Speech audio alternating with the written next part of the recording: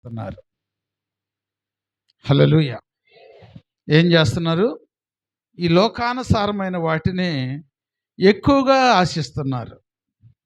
దేవుని యొక్క పరిశుద్ధ గ్రంథము మనకు తెలియపరుస్తుంది. ఈ రాత్రి కాలమందు ఏది నీకు మేలైనది, ఏది నీకు శ్రేష్టమైనది, ఏది నీకు శాశ్వత కాలం ఉండేది, ఈ రాత్రి కాలమందు దేవుడు తన లేఖనము ద్వారా మనతో మాట్లాడుతున్నాడు. ఇంటికాడ అనేకమైనటువంటి సమస్యలు ఉండొచ్చు, అనేకమైనటువంటి ఇబ్బందులు మనకు ఉండొచ్చు. దేవుని సన్నిధికి వచ్చాం గనక దేవుని యందు దృష్టి పెడితే వాటన్నిటి నుంచి కూడా దేవుడు ఈ రాత్రి కాలం ముందు మనకు విడుదల దయచేయబోతున్నాడు. హల్లెలూయా. అందుకనే దేవుని యొక్క పరిశుద్ధ గ్రంథములో మత్తయి సువార్త 6వ అధ్యాయము 19వ వచనము నుండి కొన్ని వచనాలను ఈ రాత్రి కాలమందు మనం ధరించుకుందాం. భూమి మీద మీ కొరకు ధనము కూర్చుకొనవద్దు, ఇక్కడ చిమటయు తుప్పును తినివేయును, దొంగలు కన్నము వేసి దొంగలెదరు. పరలోకమందు మీ కొరకు ధనము కూర్చుకొనుడి, అచ్చట చిమటైనను తుప్పైనను దాన్ని తినివేయదు, దొంగలు కన్నము వేసి దొంగలరు. నీ ధనము ఎక్కడ ఉండునో అక్కడే నీ హృదయము ఉండును. హల్లెలూయా, హల్లెలూయా. దేవుడు ఈ రాత్రి కాలమందు తన వాక్యము ద్వారా మనతో మాట్లాడుతున్నాడు. ప్రియ దేవుని బిడ్డ, దేవుని యొక్క పరిశుద్ధ గ్రంథము మనకు ఈ లోక ధనము గురించి చెబుతుంది, పరలోక ధనము గురించి చెబుతుంది. ఈ రాత్రి కాలమందు మరి ఏ ధనము గురించి మనము ఆశిస్తున్నాము, ఏ ధనము మనం సంపాదిస్తున్నామో మనల్ని మనం పరిశోధన చేసుకోవాలని దేవుడు తన వాక్యము ద్వారా మనల్ని హెచ్చరిస్తున్నాడు. ఈ లోకానుసారమైనటువంటి ధనాన్ని కానీ మనం సంపాదించుకుంటే ఈ లోకానుసారమైనటువంటి ధనమంట శాశ్వత కాలము మనకు ఉండదు అని చెప్పి దేవుని యొక్క లేఖనము మనకు తెలియపరుస్తుంది. ప్రియ దేవుని బిడ్డలారా, ఎందుకంటే ఈ లోకధనము శాశ్వతమైంది కాదు అని దేవుని యొక్క లేఖనము మనకు స్పష్టంగా తెలియపరుస్తుంది. అయినప్పటికీ మానవుని యొక్క ఆశ, మానవుని యొక్క తలంపు, మానవుని యొక్క ఊహ ఆలోచనలన్నీ కూడా ఈ లోకానుసారమైనటువంటి ధనము వైపే చూస్తూ ఉంటున్నాయి. ఈ లోకానుసారమైనటువంటి ధనము తుప్పు తినేసిద్ది, దొంగలు కన్నమేసి దొంగిలిస్తారు అంటే అది నీకు ఉపయోగపడేది కాదు అని చెప్పి దేవుని యొక్క లేఖనము మనకు తెలియపరుస్తుంది. అది ఒకటి.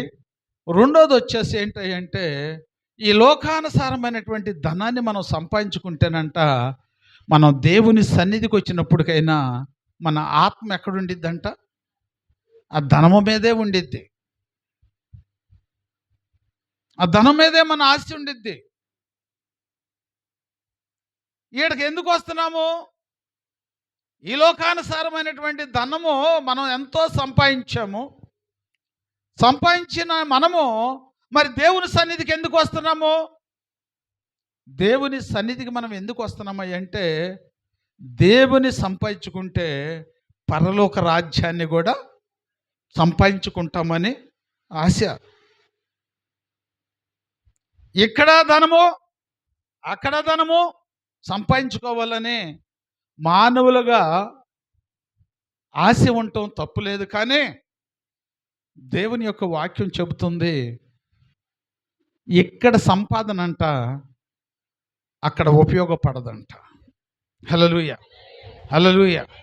అందుకనే ఒక ధనవంతుడు దేవుని దగ్గరకు వచ్చి, సద్బోధకుడా, నిత్య జీవ రాజ్యమునకు నేను వారసును కాటానికి నేనే మంచి పని చేయాలి చెప్పమన్నాడు. హల్లెలూయా. అయితే పరలోక రాజ్యము గురించి ఆశపడ్డాడు, తప్పులేదు. కానీ ఆ ధనవంతుడు ఈ లోకానుసారమైనటువంటి ఆస్తిని విస్తారంగా సంపాదించాడు, విస్తారంగా సంపాదించాడు. సంపాదించినటువంటి ఈ ధనవంతుడు దేవునితో, నేను నిత్య జీవ రాజ్యమునకు నేను వారసుని కావాలయ్యా, నేనే మంచి పని చేయాలో నాకు చెప్పు అని చెప్పేసి అంటున్నాడు. అయితే నిత్య జీవ రాజ్యమును సంపాదించుకోవాలని ఆ ధనవంతుడికి ఆశ అయితే ఉంది. కానీ మనస్సు, ధ్యాస అంతా ఎక్కడుంది? ఈ లోక ధనం మీదే ఉంది. హల్లెలూయా. ఈ లోక ధనం మీదే ఉంది. ఈ రాత్రి కాలమందు దేవుడు వాక్యము ద్వారా మనందరిని కూడా హెచ్చరిస్తున్నాడు. నీవు దేవుని సన్నిధికి వస్తున్నావే, కానీ నీ హృదయము దేవునికి దూరంగా ఉంటుంది. ఎందుకు దూరంగా ఉంటుందంటే, ఈ లోకానుసారమైన దాన్ని నువ్వు ఆశిస్తున్నావు. ఈ లోకానుసారమైనది దాన్ని ప్రేమిస్తున్నావు. దేవుని సన్నిధికి వచ్చినప్పటికైనా, దేవుని ఆరాధిస్తున్నప్పటికైనా మన మనస్సు, తలంపులు, ఆలోచనలు కూడా ఏమై ఉంటాయి అంటే, ఇంటికాడ డబ్బులు తెచ్చాడు, డబ్బులు ఇంటికాడ పెట్టాను, మరి ఆ బీరువాకు తాళం వేసానో లేదో, ఏదో గబక్క నీడకు వచ్చాను అని చెప్పేసి ఆలోచన చేసావనుకో, నువ్వు దేవుని సన్నిధికి వచ్చినందువల్ల ప్రయోజనం ఏమన్నా ఉందా? ఏమీ ఉండదు. అలాగే ఈ ధనవంతుడు కూడా సంపాదించుకున్నాడు, పరలోకాన్ని కూడా సంపాదించుకోవాలని వచ్చి, ప్రభువా నేను ఏం చేయాలి చెప్పు అంటే, ఆయన గ్రహించాడు, ఈయన పరలోకములో ఆస్తిని సంపాదించుకోవాలనుకుంటున్నాడు, కానీ ఈ లోకానుసారమైన దాని మీద ఆశ పెట్టుకొని ఉన్నాడు.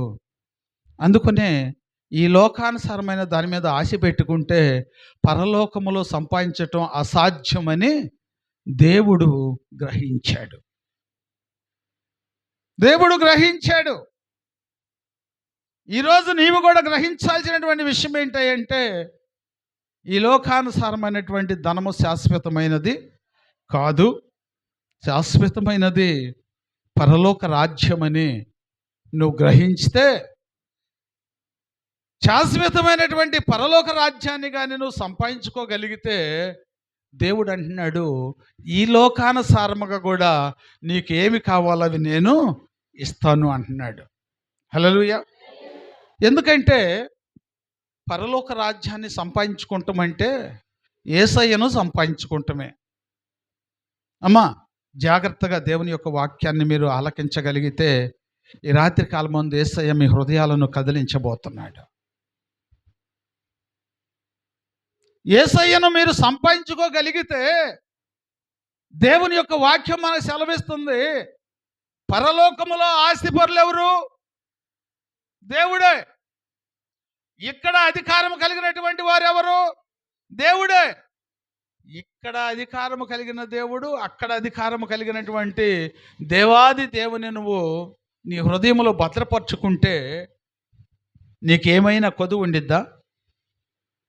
ఏమి కొదువు ఉండదు నీకు. హల్లెలూయా. నీకేమి కొదువు ఉండదు. దావీదు తన కుమారుడితో చెప్పాడు, అయ్యా నీ తండ్రి అయినటువంటి దేవుడు అందరి హృదయాలను ఎరిగినటువంటి వాడు కనుక ఆయన నువ్వు ఆరాధించు, ఆయన నమ్ముకో. ఆయన నమ్ముకుంటే నీకు తోడుగా ఉంటాడు, లేకపోతే నేను నిశ్చయితగా త్రోసి పారేస్తాడు అన్నాడు. హల్లెలూయా, హల్లెలూయా. అందుకనే ఆ యొక్క సొలొమోను ఏం చేశాడు? దేవుని యందు విశ్వాసం ఉంచాడు. ప్రియ దేవుని బిడ్డలారా, నమ్మకం ఉంచాడు. అంటే ఇక్కడ మనం ఆలోచించాల్సినటువంటి గొప్ప విషయం ఏంటంటే, తండ్రి మాటను కుమారుడు విన్నాడు. విన్నాడు అనే మనకు రుజువు ఏంటంటే, దేవుడు సొలొమోనుకు ప్రత్యక్షమైనప్పుడు సొలొమోను ఏం కోరుకున్నాడు? ఏమో జ్ఞానాన్ని కోరుకున్నాడు. జ్ఞానము దేనికి సాదృశ్యంగా ఉంది? దేవునికి సాదృశ్యంగా ఉంది. ప్రియ దేవుని బిడ్డలారా, అప్పుడు వరకు రాజుగా ఉన్నాడు, కానీ అధికమైనటువంటి ఆశీర్వాదము కలవాడు అని చెప్పి పరిశుద్ధ గ్రంథము తెలియపరచట్లేదు. ప్రియ దేవుని బిడ్డలారా, ఈ యొక్క సొలొమోను దేవుడు ప్రత్యక్షమైన తర్వాత ఏం కావాలో కోరుకోవంటే జ్ఞానము కోరుకున్న తర్వాత అప్పుడు దేవుడు సొలొమోనుతో ఒక మాట అన్నాడు. ఏం మాట అన్నాడు? ఏమో ఇంతకుముందు, హల్లెలూయా, ఆయన ఏం కోరుకున్నాడు? ప్రభువా, ఇదంతా పరిపాలన చేయాలంటే ఏం అవసరమై ఉంది? దేవుని యొక్క మాటను మనం గ్రహించాలంటే ఏం అవసరమై ఉంది? దేవుని యొక్క జ్ఞానం అవసరమై ఉన్నది. నువ్వు ఏదన్నా ఒక పని శుభ్రంగా చేయాలంటే నీకేం అవసరమై ఉన్నది? దేవుని యొక్క జ్ఞానం అవసరమై ఉన్నది. నీ అవసరతలు తీరాలంటే నువ్వు జ్ఞానం కలిగి ఆలోచిస్తే ఆ జ్ఞానానికి తగినట్లుగా దేవుడు నీకు సహకారిగా సహాయము చేస్తాడు.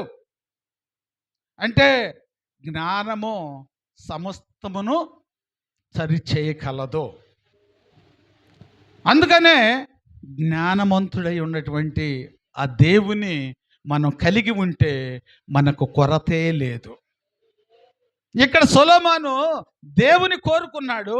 దేవుని కోరుకోబట్టి ఇదిగో దేవుడు అంటున్నాడు, ఇంతకుముందు పరిపాలన చేసినటువంటి రాజుల కంటేను రాబోయే కాలములో పరిపాలించేటువంటి రాజుల కంటేను నీవే అధికుడవు. హల్లెలూయా, హల్లెలూయా. ఎందుకని? ఇంతకుముందు పరిపాలన చేశారు కదా, వారికంటే ఈయన అధికుడు కావటానికి కారణం ఏంటి?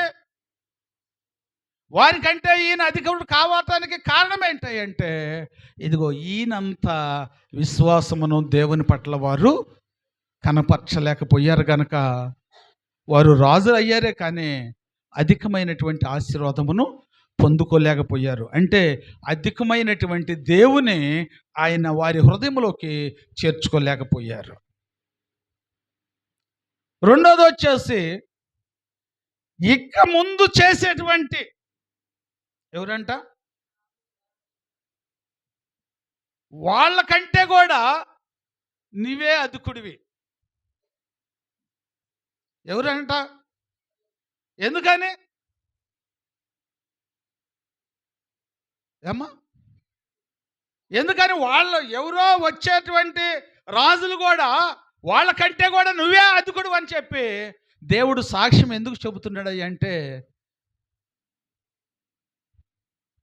ఈయన ఎన్నుకున్నటువంటి దేవుడు సమస్తానికి అధికారి అయి ఉన్నాడు. ఆయన మించినటువంటి వారు ఇంకెవరు లేరు. అందుకనే ఆయన నమ్ముకున్నాడు కనుక ఇక ఆయనకంటే ఎక్కువగా ఆశీర్వదించేటువంటి వారు ఎవరైనా ఉండారా? దేవుని కంటే ఎక్కువ ఆశీర్వాదం ఇచ్చేటువంటి వారు ఎవరు లేరు గనక, నీవు నన్ను కోరుకున్నావు గనక, నేను నీతో ఉంటున్నాను గనక, ఇక వాళ్ళైనా ఎవరైనా కానీ సరే ఆయనే సహాయం చేయాలి కాబట్టి, మొట్టమొదటిగా నువ్వు నన్ను నమ్ముకున్నావు కాబట్టి ఇదిగో నేను నీకు తోడై ఉన్నాను, అందుకని నువ్వే గనుడు అయ్యావు. హల్లెలూయా, హల్లెలూయా. మరి ఇంత ఘనతనివ్వగలిగినటువంటి దేవుని నువ్వు నమ్ముకుంటున్నావా? ఆ దేవుని యందు నువ్వు విశ్వాసమును కనపరచగలుగుతున్నావా? ఆశ అయితే ఉంది, పరలోక రాజ్యానికి వెళ్ళాలని, ఏమ్మా, దేవునితో ఉండాలని, దేవునితో ఉంటే శాశ్వత కాలము దేవుడు నాకు తోడుగా ఉంటాడని నీకు ఆశ అయితే ఉంది. కానీ కుటుంబ సమస్యలు, ఆర్థిక ఇబ్బందులు, లోకానుసారమైనటువంటి తలంపులు మనల్ని ఏం చేస్తున్నాయి అంటే లోకములోకి లాగేస్తున్నాయి. ఈ ధనవంతుడు పరలోక రాజ్యానికి వెళ్ళాలనుకున్నప్పుడు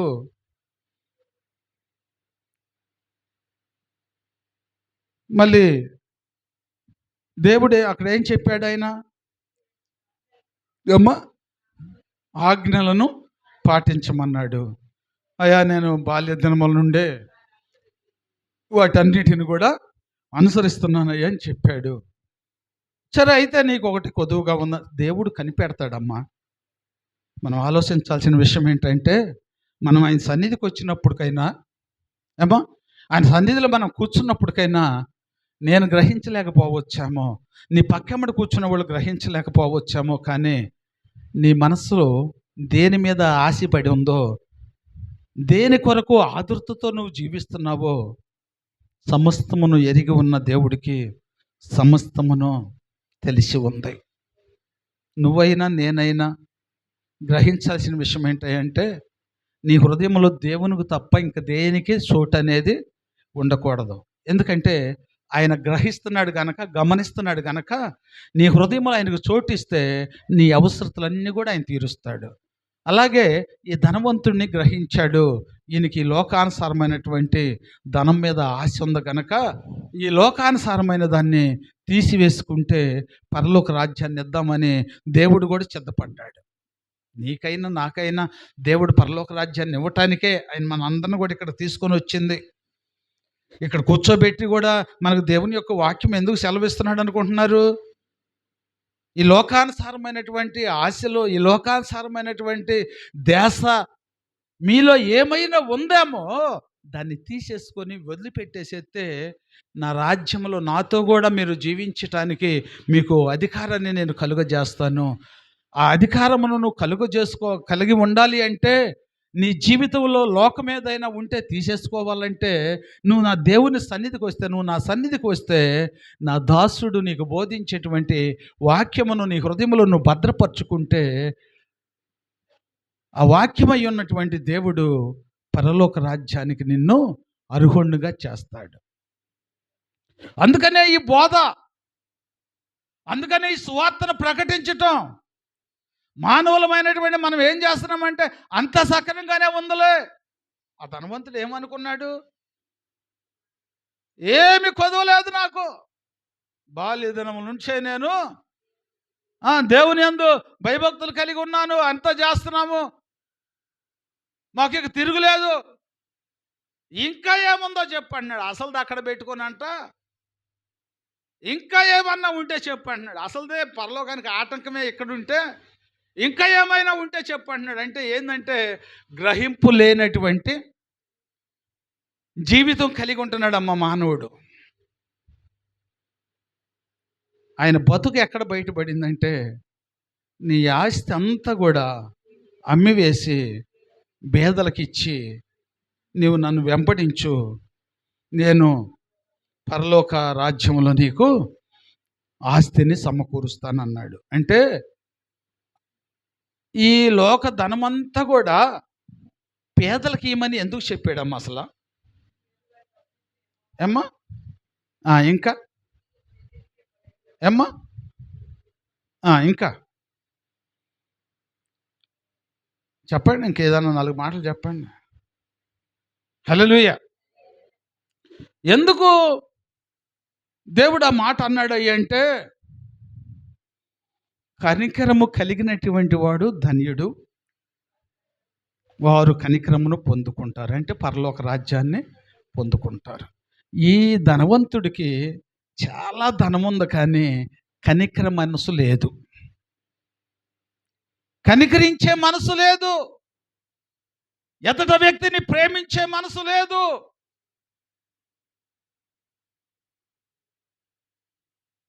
అందుకనే కనికరము, ప్రేమ అనేది, జాలి అనేది, దయ అనేది లేనటువంటి వారికి పరలోక రాజ్యములో స్థానము లేదు.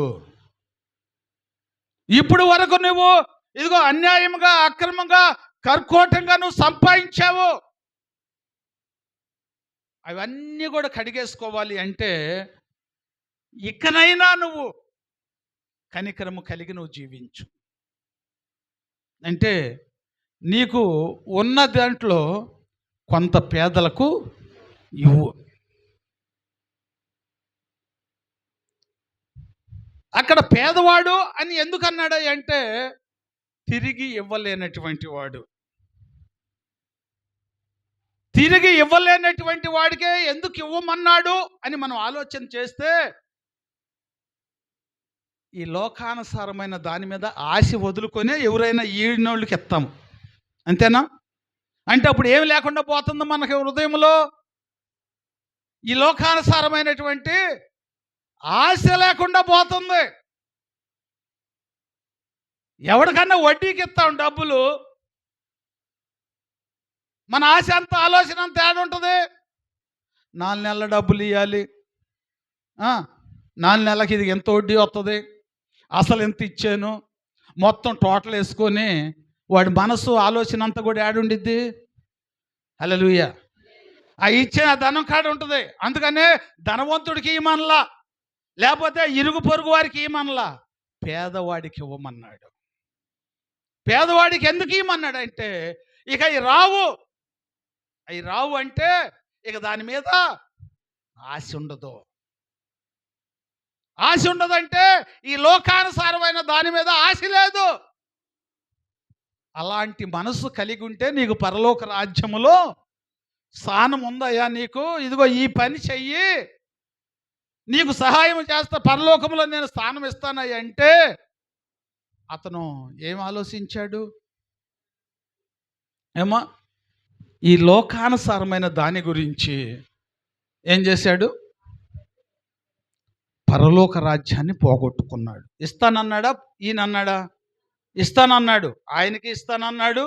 ఇప్పుడు నీకు నాకు కూడా ఇస్తానంటున్నాడు. కానీ నీ మనసు మార్చుకో, నీ తలంపులు మార్చుకో. పరలోక రాజ్యం కావాలంటే అంత ఆశమాషగా లేదు. నువ్వు ఆశించగానే ఇవ్వటానికి. ఈ లోకానుసారంగా అయితే ఆశించిన దాన్ని మనం రూపాయన అది 2 రూపాయలు పెట్టి కొనుక్కోవచ్చు, కానీ పరలోక రాజ్యాన్ని నువ్వు కొనలేవు. పరలోక రాజ్యాన్ని కొనాలి అంటే దానికి వెల ఏం పెట్టాలంటే ప్రేమ అనే దాన్ని మనం పెట్టాలి. ఆ ప్రేమ కలిగి నువ్వు జీవించాలని దేవుడు తన వాక్యము ద్వారా ఈ రాత్రి కాలమందు నీతో మాట్లాడుతున్నాడు. ప్రియ దేవుని బిడ్డ, అతను వ్యసనపరుడై తిరిగి వెళ్ళిపోయాడు అని ఉంది. కానీ అతను తెలుసుకోలేంటంటే ఈ లోకానుసారమైనటువంటి ధనము శాశ్వతమైనది కాదు అని తెలుసుకోలేకపోయాడు. ఈ లోకాన్ని నేను విడిచిపెడతాను, కానీ ఈ లోకాన్ని నేను సంపాదించినటువంటి ధనము విడిచిపెట్టదు. నేను వెళ్ళిపోతాను, కానీ ఈ ధనం మాత్రం ఇక్కడే ఉండిద్ది. నాతో కూడా వచ్చేది ఏంటంటే ప్రేమ, అనురాగాలు, ఆయనతో గడిపినటువంటి మధురమైనటువంటి ఆ యొక్క స్నేహము, అదే గుర్తుంటుంది. కానీ ఇదిగో ఏది కూడా నిన్ను ఆయనతో కూడా తీసుకెళ్ళలేదు. అందుకనే దేవుడు నేను ఇవ్వను అనలేదు. ఆ ధనవంతుడితో చెప్పలేదు, మనతో కూడా చెప్పట్లేదు. ఆయనకైనా అవకాశం ఉందన్నాడు, మనకైనా అవకాశం ఉందన్నాడు. కానీ ఇదిగో నువ్వు కలిగి ఉండాల్సినటువంటివి, ఇదిగో ఈ లక్షణాలు కలిగి ఉండాలని దేవుడు తన వాక్యము ద్వారా స్పష్టంగా మనతో మాట్లాడుతున్నాడు. ఈ రాత్రికాలమందు ఈ మాటలు సూటిగా మనతో ఎందుకు మాట్లాడుతున్నాడు అంటే, ఈ రాత్రికాలమందు మీరు వింటున్నటువంటి మాటలకు వ్యతిరేకమైనటువంటి ఆలోచన, వ్యతిరేకమైన తలంపులు ఈ లోకంలో ఏమైనా సంచారము చేస్తున్నాయేమో, ఈ లోకం వైపు నీ మనసును పోనీయకుండా, ఈ లోకానుసారమైనటువంటి ఆలోచనలను కలిగి ఉండకుండా దేవుని వైపు చూస్తావని, దేవుని యొక్క చిత్తాన్ని కనుగొని నువ్వు జీవిస్తావని, నీకు శాశ్వత కాలమ జీవితాన్ని దేవుడు ఇవ్వాలని ఈ రాత్రి కాలమందు సెలవిస్తున్నాడు. మొట్టమొదటిలోనే మనకు చెప్పాడు కదా, ఈ లోక ధనమునేమో తుప్పు తినేసిద్ది, చిమటలు తినేస్తే, దొంగలు దోసుకుపోతారు అని చెప్పేసి సెలవిచ్చాడు. ఇట్లాగేనంట ఒక గ్రామంలోనంట దేవుని యొక్క సువార్త జరుగుతుందంట, మీటింగులు పెట్టారంట. క్రీస్తు సువార్త సభలు పెడితే 3 రోజులు మీటింగ్ పెట్టారంట. రోజంట వృద్ధాప్యంలో ఉన్నారంట. రోజు తన భార్య అంట తన భర్తతో చెబుతుందంట, అయ్యా పద్దాక తిని ఇంటికాడే పనుకోకపోతే ఆ మీటింగ్ జరుగుతుంది కదా, ఆ మీటింగ్కి వెళ్ళి 3 మాటలు దేవుని మాటలు వినొస్తే ఏమైద్దయ్యా, పద్దాక ఇంట్లో కూర్చొని ఉంటున్నావు, వాళ్ళు ఎంతో డబ్బులు ఖర్చు పెట్టేసి ఎంతో మంది దైవ సేవకులను తీసుకొచ్చేసి ఇదిగో మీటింగ్ను ఏర్పాటు చేస్తున్నారే, ఆ పోయి 3 మాటలు విని రావచ్చు కదా అంటే, రోజు మీటింగ్ మొదలేసిన కాడ నుంచి అదే గొడవ అంటే వాళ్ళిద్దరి మధ్యలో. హల్లెలూయా. వాళ్ళిద్దరి మధ్యలో ఇదే గొడవ అంట. ఇక మళ్ళీ వచ్చిన ఏమి ఇదే గొడవ పెట్టుకుంటుందిలేమని చెప్పి ఆ ముసలోడు అంట పొద్దుగూకిన తర్వాత నెట్టుకుంటా మీటింగ్ కాడకు పోయాడంట. మీటింగ్ కాడకు పోయేటప్పటికి మీటింగ్ అయిపోయిందంట. హల్లెలూయా, హల్లెలూయా. మీటింగ్ కాడకు పోయాడంట. మీటింగ్ కాడకు పోయేపాటికి అంత అయిపోయిందంట. మీటింగ్ అయిపోయింది, అంత అయిపోయి ఇదిగో భోజనానికి అందరు సిద్ధపడ్డారంట. అందరూ సిద్ధపడ్డారంట. సిద్ధపడితే ఆ పాస్టర్ గారు అన్నాడంట ప్రార్థన చేయటానికి, అందరూ వచ్చారా అన్నాడంట. ఏమన్నాడు? అందరూ వచ్చారా అంటే, వచ్చారు, అందరూ వచ్చారంటే ఇది ఒక మొదటి మాట. ఎన్ని మాటలు అంది? 3 మాటలు. హల్లెలూయా. అందరూ వచ్చారంటే 3 మాటల్లో ఇది ఒక మాట అనుకున్నాడంట. సరే ప్రార్థన చేశాడంట. అందరూ కూర్చున్నారా అన్నాడంట. ఎందుకు? ఇక భోజనాలు వడ్డీయటానికి. ఇది ఎన్నో మాట? హల్లెలూయా, బాగా గుర్తుపెట్టుకున్నారు. ఇది 2వ మాట. 3వ మాట అన్నాడంట, అందరూ వెళుతున్నారా అన్నాడంట. ఈ 3 మాటలు మనసులో పెట్టుకొని నెవరు వేసుకుంటూ వచ్చాడంట. హల్లెలూయా. బాగా 12-1 గంట అయిందంట. ఆ మీటింగ్ కాడ ఇవన్నీ చూసుకొని ఆయన వచ్చేటప్పటికి పరిగెత్తుకుంటూ వచ్చేవాడు కాదుగా, ఊగులాడుతూ పోయేపాటికి మీటింగ్ అయిపోయింది. మళ్ళీ ఊగులాడుతూ వచ్చేపాటికి పొద్దుపోయింది. ఇంటికి వచ్చాడంట. ఇంటికి వచ్చేపాటికే ఆ ఇంటికి కన్నం వేయటానికంట దొంగలు వచ్చి ఉన్నారంట. ఆ ఇంటికి కన్నం వేయటానికి దొంగలు వచ్చి ఉండేటప్పటికి వాళ్ళ ఆవిడ లేపాడంట. లేచి అన్నంట, అయ్యా ఏం చెప్పారయ్యా దేవుని యొక్క మాటలంటే, 3 మాటలేనమన్నావుగా, చెబుతున్నా ఈయన. అప్పుడే సిద్ధంగా వచ్చారంట. గోడ సాటున కీనీడలో నుంచొని ఉండారంట. హల్లెలూయా. నుంచొని ఉండేటప్పటికి ఏం చెప్పారయ్యా అంటే, అందరూ వచ్చారా అనేటప్పటికి ఈ కీనీళ్ళలో ఉండే వాళ్ళకి హల్లెలూయా, ఏందిరా అందరూ వచ్చారా అంటాడు, ఏంది వీడు మనల్ని చూశాడా ఏంది, ఇప్పుడేగా వచ్చింది వీడు, మొత్తానికి ఏదో మనల్ని చూశాడు అనుకున్నాడు అంట. సరే నుంచుంటే మనం కనపడతాం రా కీనేళ్ళలో, కూర్చోండి రా అని చెప్పేసి అందరు కూర్చున్నారంట. అందరు కూర్చునేటప్పటికి అన్నాడంట, అందరు కూర్చున్నారా అన్నాడంట. ఇది మొత్తానికి చూశాడు. ఇవాళ కాకపోతే రేపు వేద్దాము, వెళ్ళిపోదాం పదండి అని చెప్పి బయలుదేరబోయారంట. అందరు వెళ్తున్నారా అనేటప్పటికి వీడు మొత్తానికి మనం చూశాడు అని చెప్పేసి పరుగు ఇక. హల్లెలూయా, హల్లెలూయా. ప్రియా దేవుని బిడ్డ, వాక్యం జాగ్రత్తగా ఆలకించు. మీటింగ్ మొదలేసిన కాడ నుంచి అమ్మా, ఆ తల్లిని దేవుడు ఎందుకు ప్రేరేపించాడంటే ఆ ఇంటికి దొంగలు రాబోతున్నాడని చెప్పి పరిశుద్ధాత్మ దేవుడు ఆమెను ప్రేరేపించాడు. ఆ ప్రేరేపణ బట్టి ఆ ముసలుడు ఏం చేశాడంటే తట్టుకోలేకపోయాడు. దేవుని దగ్గరికి వెళ్ళినందువల్ల, దేవుని యొక్క మాటలు ఎయ్యన్న కానీ 3 మాటలు మనసులో పెట్టుకున్నందువల్ల ఆ రాత్రి ఆ ఇంటికి దొంగలు రాకుండా, దొంగతనం చేయకుండా పరిశుద్ధాత్మ దేవుడే కాపుదలగా ఉన్నాడు. ఈరోజు నీ మనస్సును కూడా అపవాదిగాడనే దొంగ నీ హృదయమును దోసుకుపోకుండా ఉండాలి అంటే ఆ 3 మాటలు నీకు కూడా అవసరమై ఉన్నాయి. ఆ 3 మాటలు నీకు కూడా అవసరమై ఉన్నాయి. ఇంటిలో సంపదను దోసుకొని పోతే ఇవాళ కాకపోతే రేపు సంపాదించుకుంటాం, రేపు కాకపోతే ఎల్లుండి సంపాదించుకుంటాం. ఆత్మీయ జీవితాన్ని దోసుకొని పోతే పనికి మాలినటువంటి వాడివి అయిపోతావు, వ్యర్థుడవైపోతావు. దేవుని యొక్క మాటలు ఎంత ముత్యము లాంటివో తెలుసా? లోకానుసారమైనటువంటి ఆస్తిని కాపాడినటువంటి దేవుడు నీ ఆత్మ కోసం ఎంత ప్రయాసపడుతున్నాడో తెలుసా? ఎంత ఆతురత పడుతున్నాడో తెలుసా? ఈ రాత్రి కాలమందు దేవుడు నిన్ను హెచ్చరిస్తున్నాడు. ప్రియ దేవుని బిడ్డ, అవకాశం ఇస్తావా? దేవుని సన్నిధికి రావాల్సినటువంటి నీవు బద్ధకతనముతోనో సోమర్తనముతోనో ఇంటికాడ పనుకుంటే అపవాదిగాడు నీలో ఉన్నటువంటి ఆత్మను వాడు దోసుకుపోతాడు. ఆత్మను దోసుకున్నాడు అంటే నువ్వు శ్రమలకు గురి అయిపోతావు, ఇబ్బందులకు గురి అయిపోతావు, అనేకమైనటువంటి సమస్యలకు గురైపోతావు.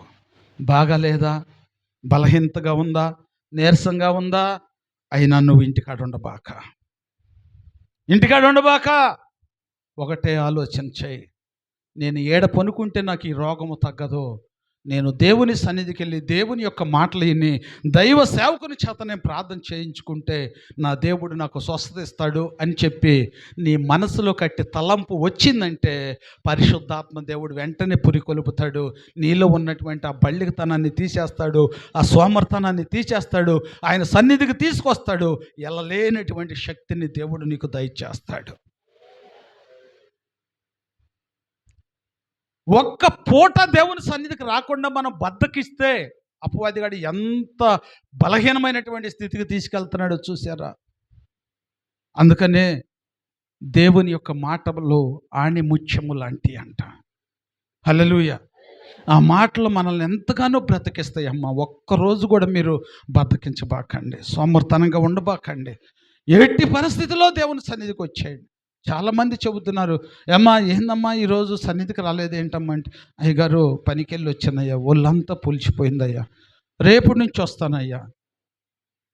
రేపు అనేది నీది కాదు అని దేవుని యొక్క వాక్యం సెలవిస్తుంది కదా. మందా ఏమ్మా కాదు. ఈ ఒక్కరైతే నువ్వు అపవాదిగాడికి లోనైపోతున్నావు. అందుకనే ఈ లోకానుసారమైనటువంటి ధనం మీద నువ్వు ఆశ పెట్టుకోబాక, ఈ లోకానుసారమైనటువంటి బళ్ళికితనాన్ని కూడా నీలోకి రానివ్వబాక. అది వచ్చిన ప్రమాదమే, ఇది వచ్చినా, ఈ లోకానుసారమైనటువంటి ఆశ వచ్చిన ప్రమాదమే. దేవుని సన్నిధికి రాకుండా ఇదిగో ఆ యొక్క బద్ధకతనం వచ్చినా కానీ ప్రమాదమే. కానీ గ్రహించలేకపోతున్నాం. ఆ గ్రహింపు కలిగి ఉండాలంటే నువ్వు దేవుని సన్నిధికి రావాల్సిందే. హల్లెలూయా, హల్లెలూయా. పరిశుద్ధాత్మ దేవుడు ఈ రాత్రికాలం మందు మనతో మాట్లాడుతున్నాడు. మరి ఏం చేయాలి మనం?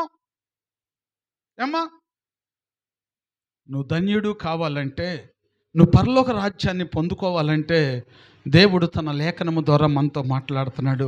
ఒక్క మాటను మనం ధ్యానం చేసుకొని ఈ రాత్రి కాలం మందు మనం ముగించుకుందాం.